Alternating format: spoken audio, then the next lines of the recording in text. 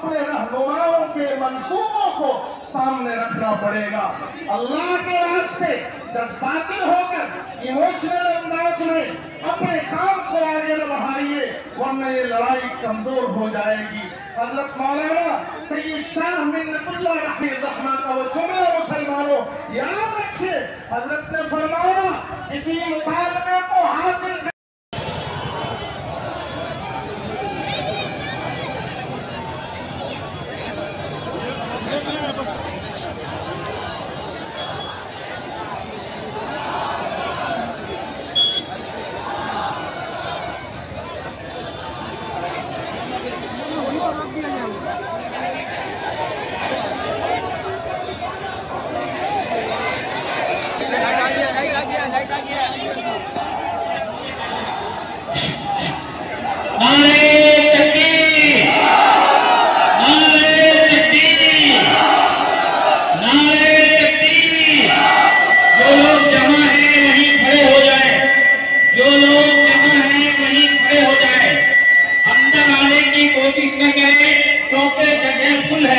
जबरदस्ती कीजिएगा, नुकसान उठाना पड़ेगा।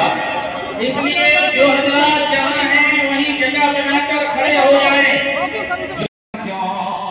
वक़्फ़ पर मुसलमानों का खून होता है, इनके ही अरमानों का है गुजारिश, हुकूमत न ऐसा करे। वक़्फ़ तरमीम बिल हम नहीं मानते। और ये बंद समाज सुने,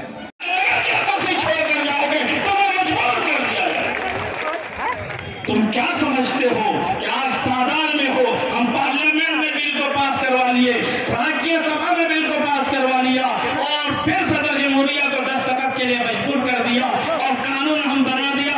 याद रखना, तुमने आईनी कुर्सियों पर बैठकर, संविधान के कुर्सियों पर बैठकर असंवैधानिक कामों को किया है।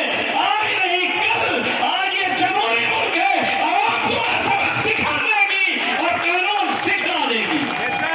नौजवान हैं उन तमाम की तरफ से आसनसोल में वक्फ एक्ट 2025 के ख़िलाफ़ आज यहाँ एहतजाजी जुलूस है।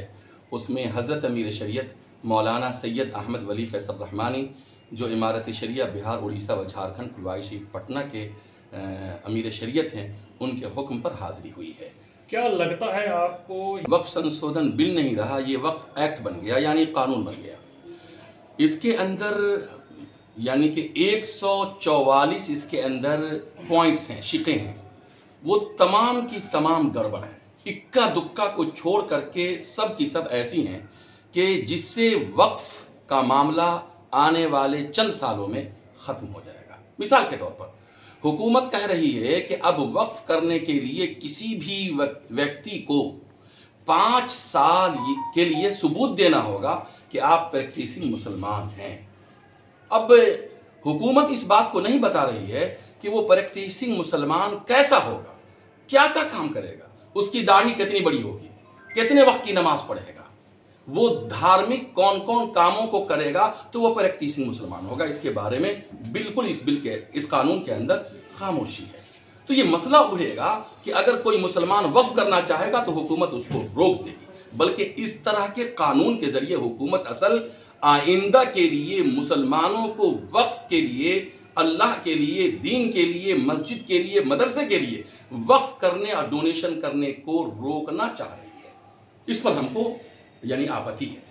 क्या मेरा कहना यह है कि बाबरी मस्जिद, जिसके सारे सबूत मुसलमानों के पास थे, सारे सबूत मुसलमानों के पास थे, और जब अदालत उज़्मा का फैसला आया तो सारे सबूतों को माना गया, रखा गया, सुना गया, बताया गया, मगर आस्था की बुनियाद पर बाबरी मस्जिद की जमीन को एक खास समुदाय को दे दिया गया।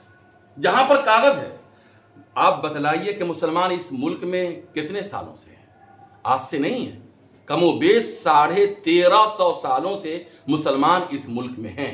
वो मस्जिदें, वो कब्रिस्तान, वो धार्मिक मकामात और स्थल कि जो आज से 500 साल पहले, 1000 साल पहले बनाए गए और लोगों ने वक्फ किया, उसका कागज मुसलमान कहां से ला करके देंगे? कहां से ला करके देंगे?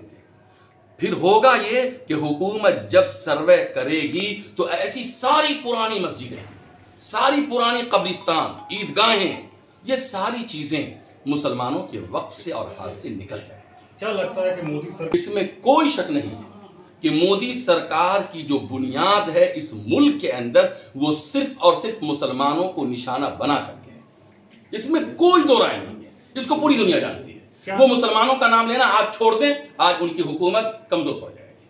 वो इसी की रोटी खा रहे हैं। आवाम को हमसे ये कहना चाहेंगे, पहले तो सरकार को कहना चाहेंगे कि सरकार अभी जो हिंदुस्तान के लाखों करोड़ों अवाम रोड पर हैं और हुकूमत से कह रहे हैं कि इस काले कानून को वापस ले, सरकार फौरन इस काले कानून को वापस ले।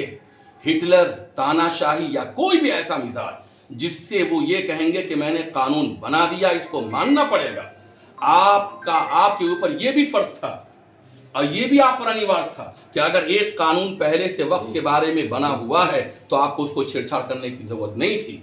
दूसरे जो अहम और महत्वपूर्ण कार्य हैं इस मुल्क के तरक्की के लिए, खुशहाली के लिए, उस काम को करना था। तो हुकूमत से कहेंगे कि इसको वापस लें। वक्फ एक्ट जो बना है, देखिए, इसे पूरे वक्फ एक्ट के ताल्लुक से जो सबसे बड़ी ऑर्गेनाइजेशन है मुसलमानों की, वो all India Muslim personal law board है। उसके बाद जमीयत उलमा हिंद है, इमारत शरिया है, जमात इस्लामी और सारी जमातें। वो तमाम ये कह रही हैं कि इस मौके पर एहतजाज करें मगर कानून को अपने हाथ में ना लें। हमारे ख्याल से मुर्शिदाबाद में जो कुछ हुआ हम उसकी मजम्मत करते हैं। इस तरह का काम कहीं भी नहीं होना चाहिए। मुर्शिदाबाद के अलावा मुल्क के कश्मीर से लेकर कन्याकुमारी तक, आसाम से हमारी इस लड़ाई में सिर्फ मुसलमान नहीं बल्कि बिरादरान वतन की एक बहुत बड़ी तादाद शामिल है। चाहे वो पार्लियामेंट के अंदर हो या पार्लियामेंट के बाहर, चाहे वो हाई कोर्ट में हो या सुप्रीम कोर्ट में, हर जगह हमारे बिरादरान वतन। आप गौर करें कि इस स्टेज की जो रंगत है वो स्याह है, काली है। वजह पता है क्यों? क्योंकि हम सिर्फ एहतजाज नहीं कर रहे हैं कि एक काला कानून हमारे ऊपर नाफिज करने की कोशिश की जा रही है, बल्कि हम इस बात के लिए एहतजाज कर रहे हैं कि पहलगाम में जो वाकया हुआ, वो वाकया किसी भी हिंदुस्तानी शहरी को किसी भी हालत में मंजूर